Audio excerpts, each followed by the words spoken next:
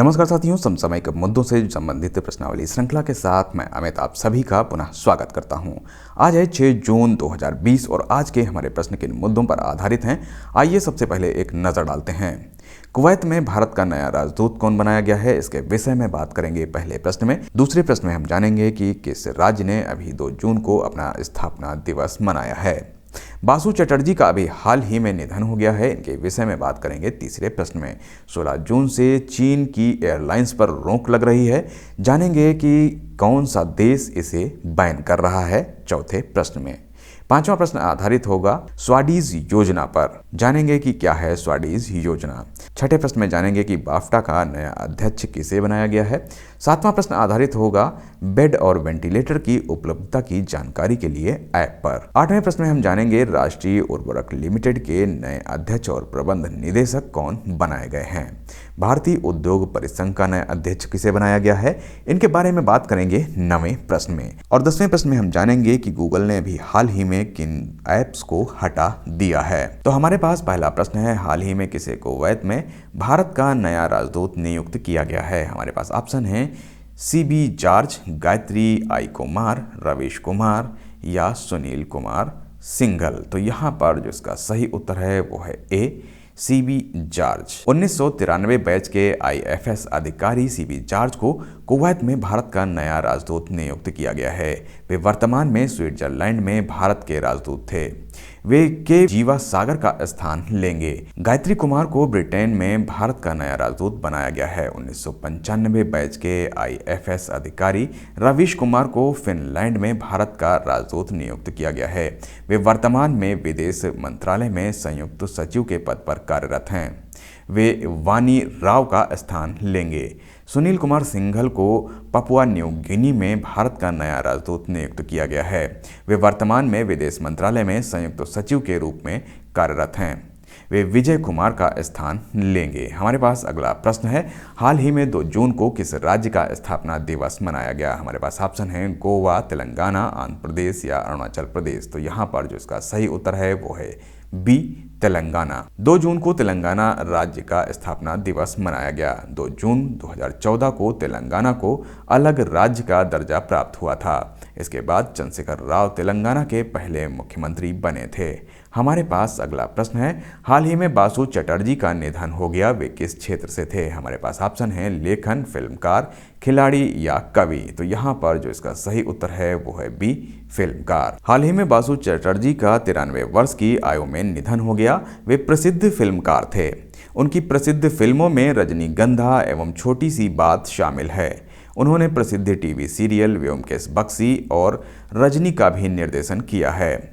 उनकी फिल्म दुर्गा के लिए उन्हें सर्वश्रेष्ठ फिल्म का राष्ट्रीय पुरस्कार भी मिला है। हमारे पास अगला प्रश्न है, हाल ही में किस देश ने 16 जून से चीन की एयरलाइंस पर रोक लगाने का फैसला किया है। हमारे पास ऑप्शन है अमेरिका, इटली, भारत या रूस। तो यहाँ पर जो इसका सही उत्तर है वो है A, अमेरिका। अमेरिका ने 16 जून से चीन की एयरलाइंस पर रोक लगाने का फैसला किया है। इससे दोनों देशों में ट्रेड और ट्रेवल्स को लेकर और अधिक तनाव हो गया है। हमारे पास अगला प्रश्न है, हाल ही में भारत सरकार द्वारा निम्नलिखित में से किसके लिए स्वाडीज योजना शुरू की गई है। हमारे पास ऑप्शन है मजदूरों के लिए, युवाओं के लिए, किसानों के लिए या विदेश से लौटने वाले भारतीय नागरिकों के लिए। तो यहाँ पर जिसका सही उत्तर है वो है D, विदेश से भारत लौटने वाले नागरिकों के लिए। भारत सरकार द्वारा वंदे भारत मिशन के अंतर्गत विदेश से भारत लौटने वाले नागरिकों के लिए स्वाडीज योजना शुरू की गई है।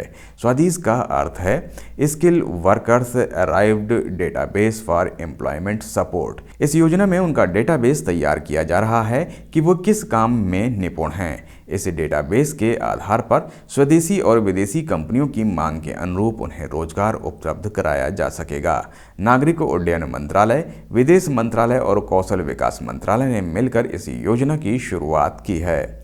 हमारे पास अगला प्रश्न है, हाल ही में बाफ्टा यानी कि British academy of film and television arts का नया अध्यक्ष निम्न में से किसे नियुक्त किया गया है। हमारे पास ऑप्शन है Krishnendu Majumdar, Pippa Harris, Louis Harry या एमी वे। तो यहाँ पर जो इसका सही उत्तर है वो है कृष्णेंदु मजूमदार को। कृष्णेंदु मजूमदार को बाफ्टा यानी कि British academy of film and television arts का नया अध्यक्ष नियुक्त किया गया है। कृष्णेंदु मजूमदार बाफ्टा के पिछले 35 साल के इतिहास में सबसे कम उम्र के अध्यक्ष चुने गए हैं। उन्हें पिप्या हैरिस का स्थान मिला है। हमारे पास अगला प्रश्न है, हाल ही में किस राज्य या केंद्र शासित प्रदेश द्वारा एक मोबाइल एप्लीकेशन लॉन्च किया गया है जिसके द्वारा लोगों को निजी और सरकारी अस्पतालों में बेड और वेंटिलेटर की उपलब्धता के बारे में जानकारी प्राप्त हो सकेगी। हमारे पास ऑप्शन है दिल्ली, महाराष्ट्र, गुजरात या मध्य प्रदेश। तो यहाँ पर जो इसका सही उत्तर है वो है ए, दिल्ली। दिल्ली सरकार द्वारा मोबाइल एप्लीकेशन दिल्ली कोरोना को लॉन्च किया गया है। इसके द्वारा लोगों को निजी और सरकारी अस्पतालों में बेड और वेंटिलेटर की उपलब्धता के बारे में जानकारी प्राप्त हो सकेगी। इस एप्लीकेशन को नागरिकों और अस्पतालों के बीच जानकारी के अभाव को कम करने के लिए लॉन्च किया गया है। हमारे पास अगला प्रश्न है, हाल ही में किसे राष्ट्रीय उर्वरक लिमिटेड का नया अध्यक्ष और प्रबंध निदेशक नियुक्त किया गया है। हमारे पास ऑप्शन है मनोज मिश्रा, राजीव टंडन, आशीष सहाय या वीरेंद्र नाथ दत्त। तो यहाँ पर जो इसका सही उत्तर है वो है डी, वीरेंद्र नाथ दत्त। वीरेंद्र नाथ दत्त को राष्ट्रीय उर्वरक लिमिटेड यानी कि नेशनल फर्टिलाइजर्स लिमिटेड का नया अध्यक्ष और प्रबंध निदेशक नियुक्त किया गया है। वे वर्तमान में मार्केटिंग निर्देशक हैं। उन्हें सीएमडी का अतिरिक्त प्रभार सौंपा गया है। वे मनोज मिश्रा का स्थान लेंगे। राष्ट्रीय उर्वरक लिमिटेड सरकार स्वामित्व वाली मिनी रत्न कंपनी है जो रासायनिक उर्वरक, जैविक उर्वरक और औद्योगिक रसायनों का उत्पादन करती है।